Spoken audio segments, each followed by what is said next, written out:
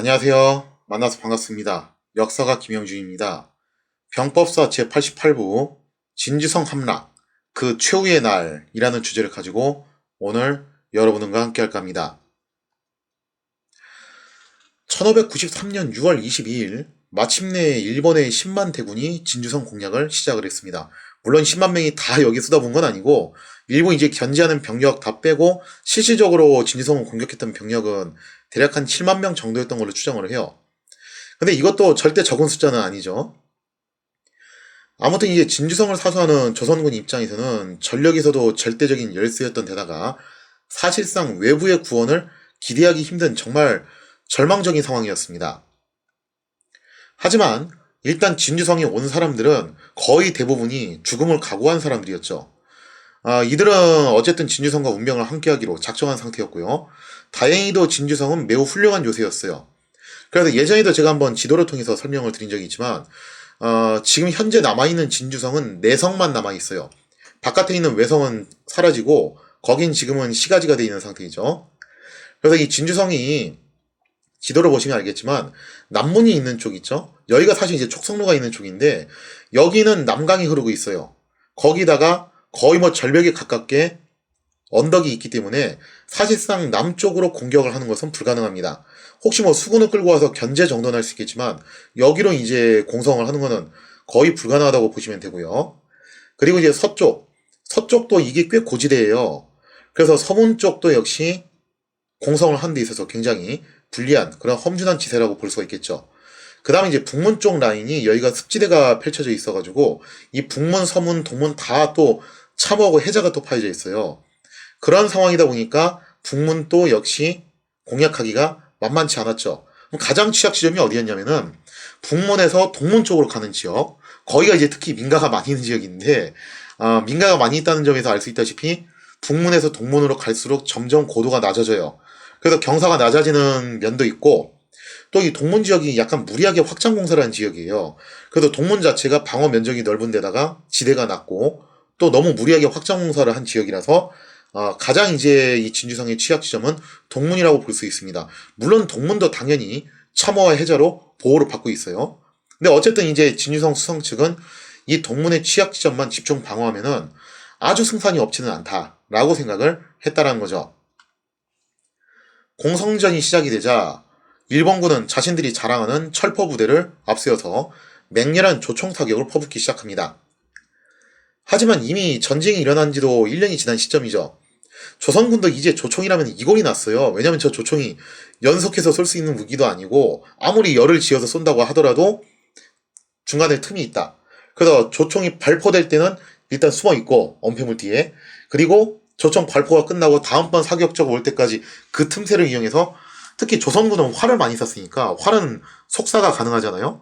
그 틈을 타서 반격을 한다. 뭐 대략 이런 정도의 매뉴얼을 어느 정도 구축을 했어요.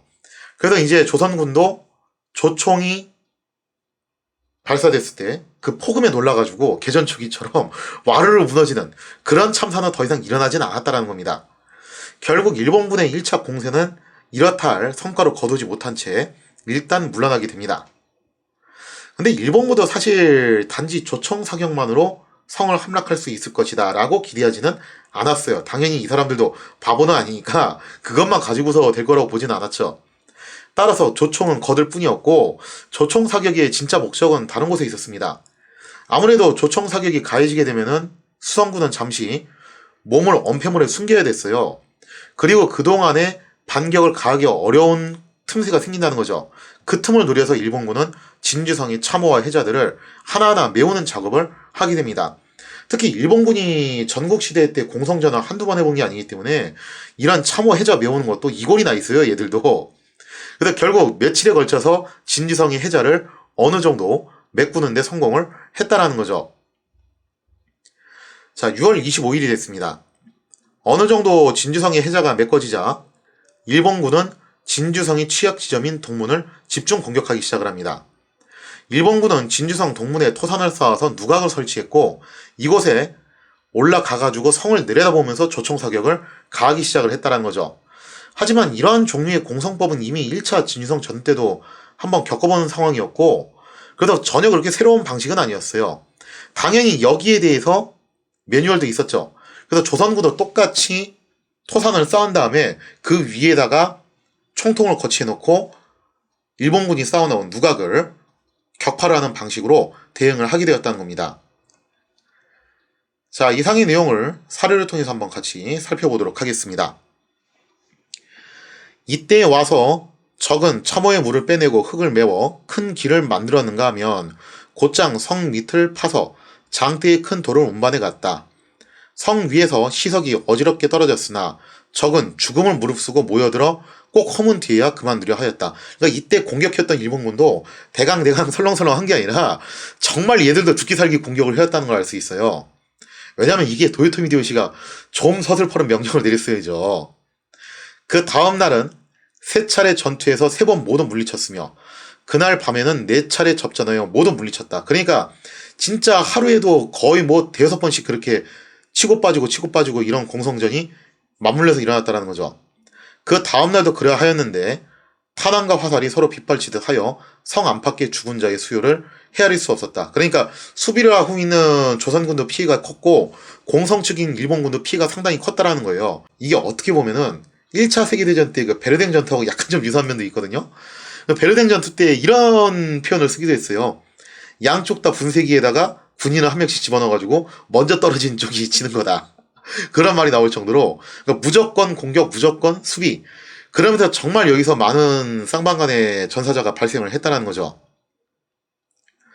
자, 이어서 보면요. 적이 동문 밖에 토산옥을 짓고 그러니까 토산옥이라고 한 걸로 봐서 토산을 쌓고 그 위에다가 옥이에 옥, 가옥을 지었는데 이게 누각이죠. 그거를 짓고 그 위에서 성을 굽어보며 총탄을 발사했다. 성 안에서도 이미 마주 대하여 높은 언덕을 쌓았는데 똑같이 이제 토산 작전을 간 거죠. 황진이 직접 흙을 나르고 성 안에 사녀들이 힘을 다해 쌓는 일을 도왔으므로 그러니까 이제 진유성 성내에 있는 군민들이 일심동체가 돼가지고 이 작업을 했다는 거죠.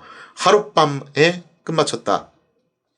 그리하여 드디어 마주보고 현자총을 쏘아 토옥을 파괴하니 이에 적이 물러갔다.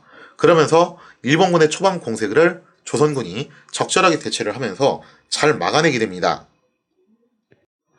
자, 이렇게 해서 6월 27일이 됩니다. 예상 밖으로 조선군의 분전이 계속되자 일본군은 신무기를 하나 선보이게 돼요. 이른바 귀갑차라고 불리는 무기였는데 아래 이제 그림에도 나와 있지만 생김새는 대략 이렇게 돼 있어요.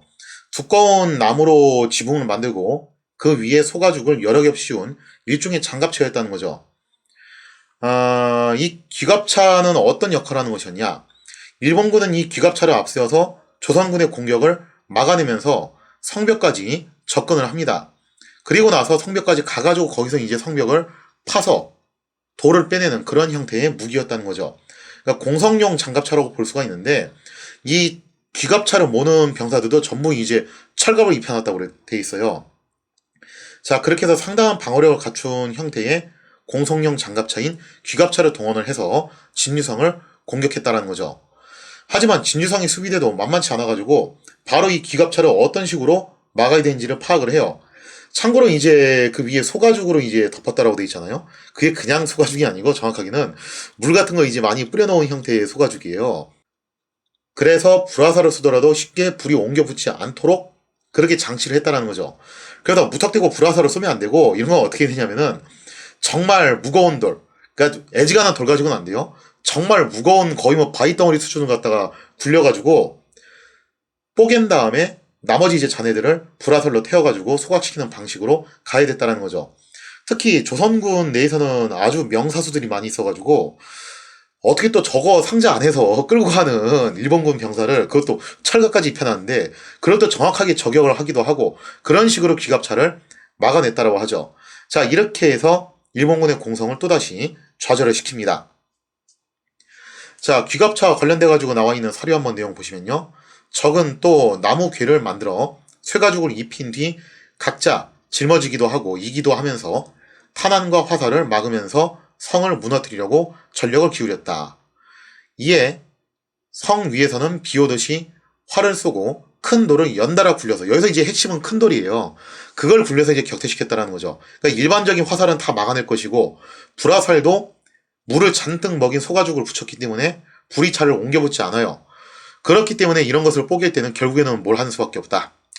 그럼 무거운 돌을 갖다 거기다가 떨어뜨려가지고 무너뜨린 다음에 나머지 이제 잔해들을 불화살로 소각시키는 방식이 가장 이상적이라는 거죠. 자, 이렇게 해서 귀갑차 공격도 막아낸 다음에 6월 28일이 됩니다. 여기서 이제 일본군은 또 재밌는 작전을 하나 쓰게 되는데 조선군의 의표를 찌르는 작전을 실행을 해요.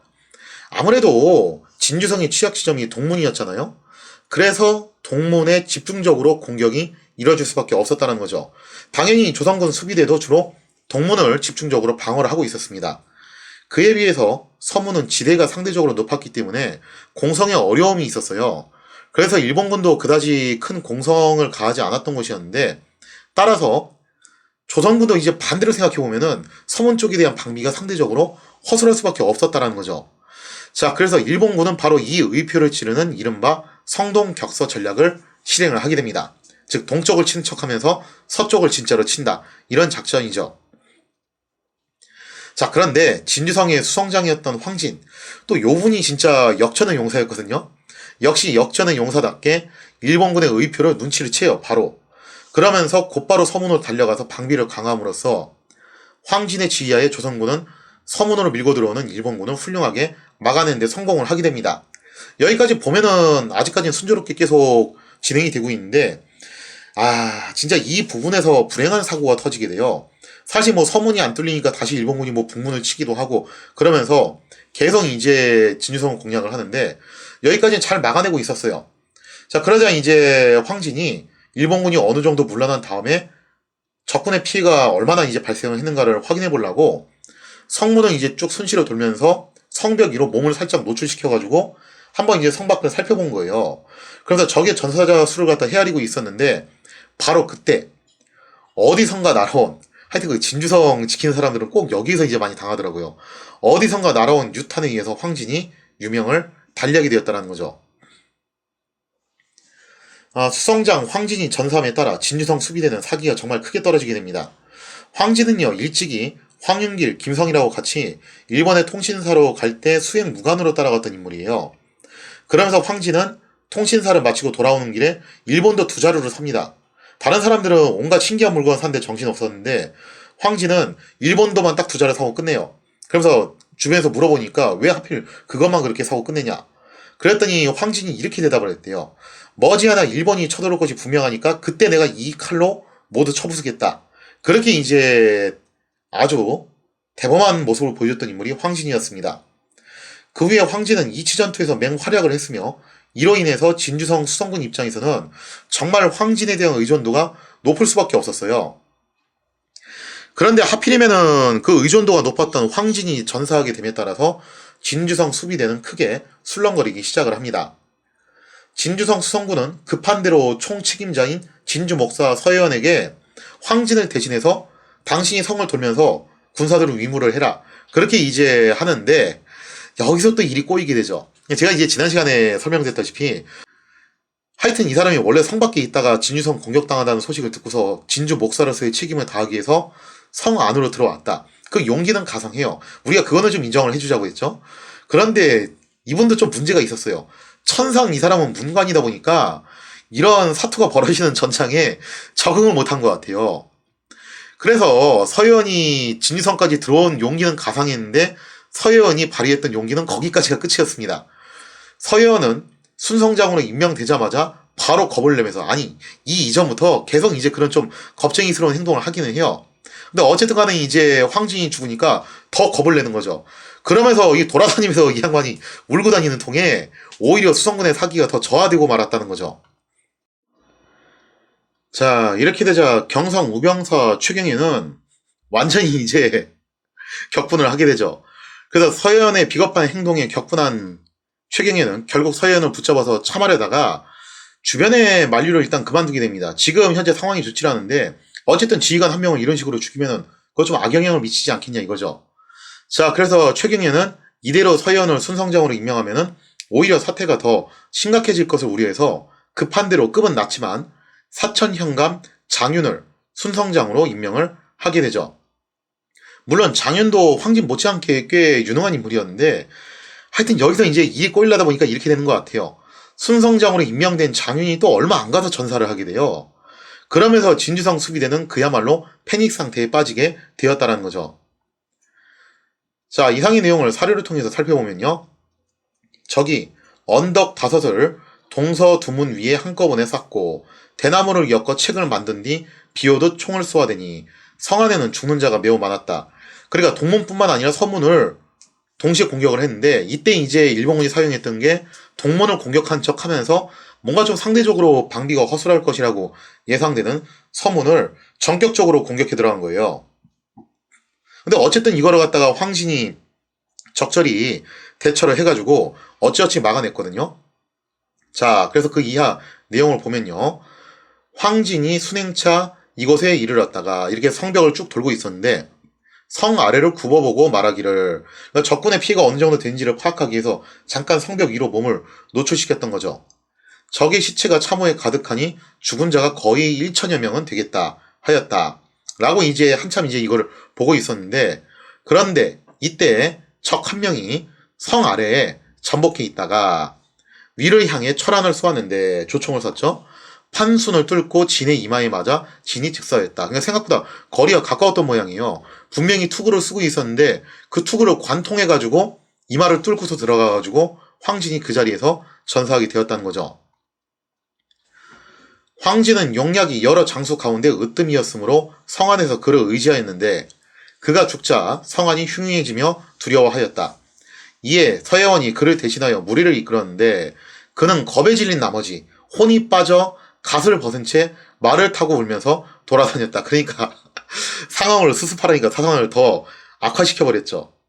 그래서 결국 이제 여기서 격분했던 최경희가 군정을 경동시켰다 하여 참하려고 하다가 그만두고는 장윤에게 대신 맡겼는데 안타깝게도 장윤도 얼마 못 가서 전사를 하게 됩니다. 자, 그리고 6월 29일이 됐습니다. 이렇게 진주성 내의 분위기가 최악으로 치닫고 있을 무렵 때마침 온 폭우로 인해서 하필 동문 쪽 성벽 일부가 허물어져 버려요. 그리고 일본군은 이 기회를 놓치지 않죠. 사실상 일본군의 최종 공세가 시작이 됐는데 일본군도 알아요. 이 기회를 놓치면 더 이상 방법이 없다. 자기들도.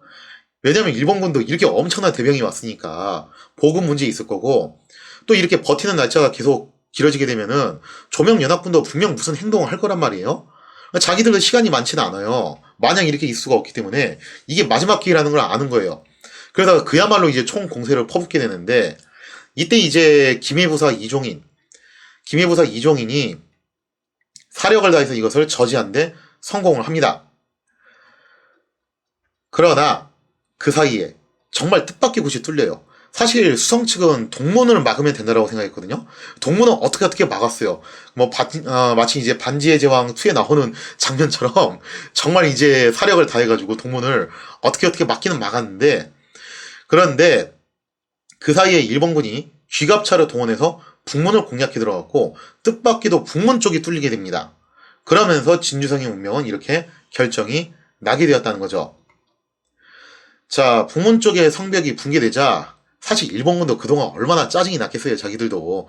사실 자기들도 이거 뭐 하고 싶어서 했던 건 아니었고 도요토미 히데요시가 서슬퍼렇게 명령을 내려서 등떠미 밀려서 왔는데 이게 또 조선군이 곧게 물러났거나 아니면은 또 그냥 좀 허접하게 잡혔으면 상관이 없겠는데 정말 아득바득 싸웠단 말이에요. 근데 일본 측도 피해가 꽤 컸어요.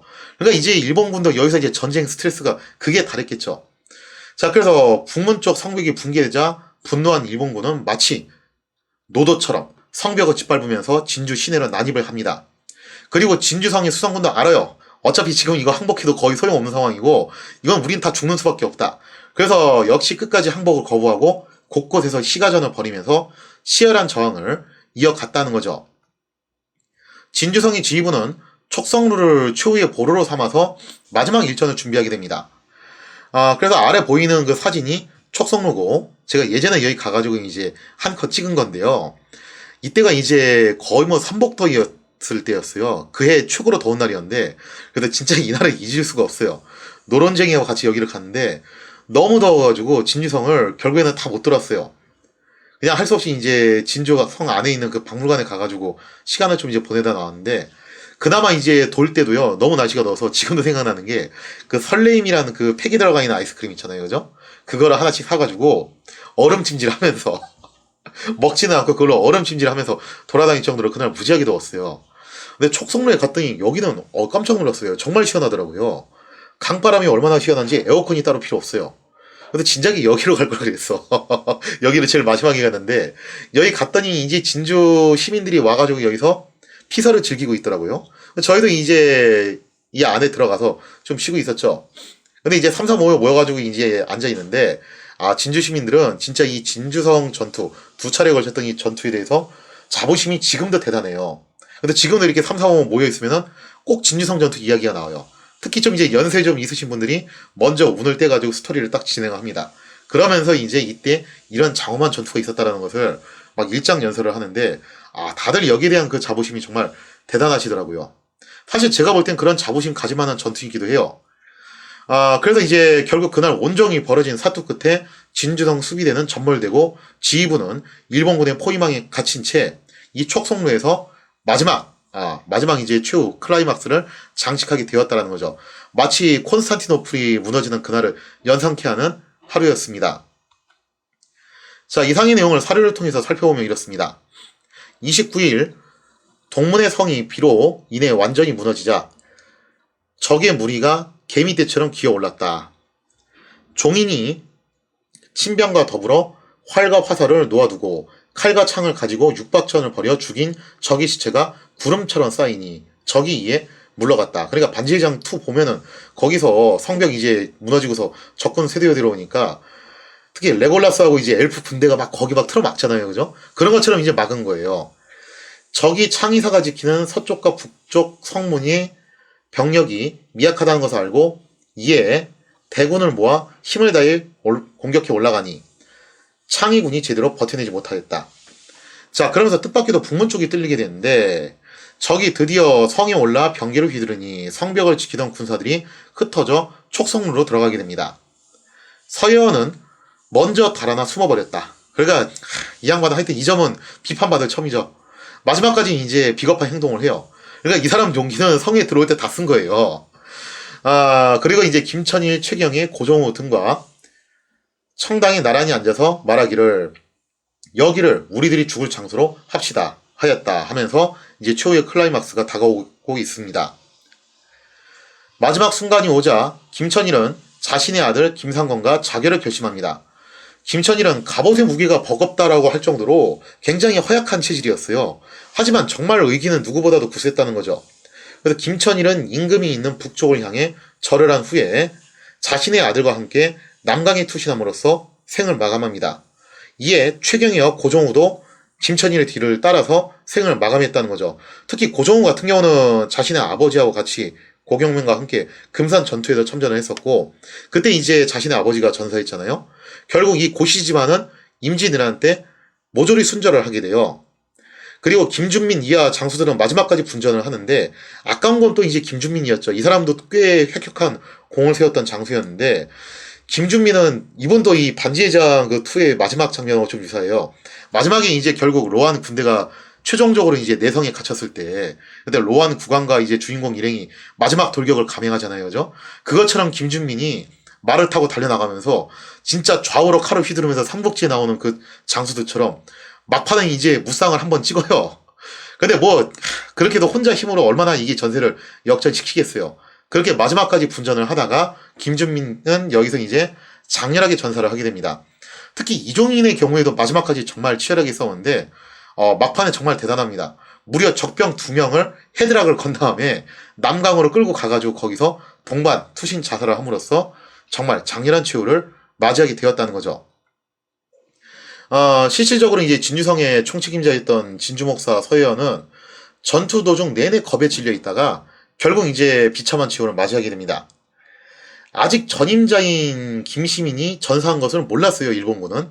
그래서 서예원을 김시민으로 오인하고 그 수급을 베어갔다고 해요. 이렇게 진주성이 함락되자 일본군은 도요토미 히데요시의 명령을 충실히 이행해서 진주성을 완전히 초토화시켜버립니다. 그 과정에서 전몰된 진주성의 국민이 무려 6만에 달한다고 할 정도로 결과는 참혹했다고 볼 수가 있겠죠.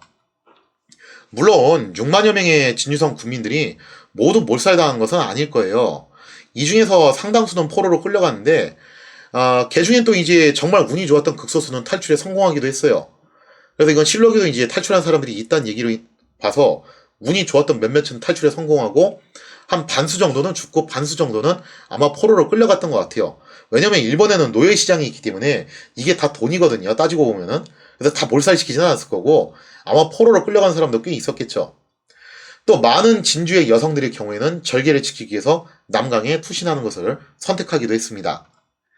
그 중에서 이제 유명한 이야기가 있죠. 특히 논계의 경우에는 며칠 뒤에 열린 일본군의 자축련에 가가지고 외장 한 명을 끌어안고 남강에 투신했다는 전설적인 이야기가 야사에 전하고 있습니다. 논계 이야기는 실록에는 없는 이야기고 야사에만 전하는 이야기예요. 자, 이처럼 진유성 치우의 날은 수많은 사람들의 원혼과 논계의 전설을 남긴 채 장엄한 막을 내리게 되었다라는 겁니다.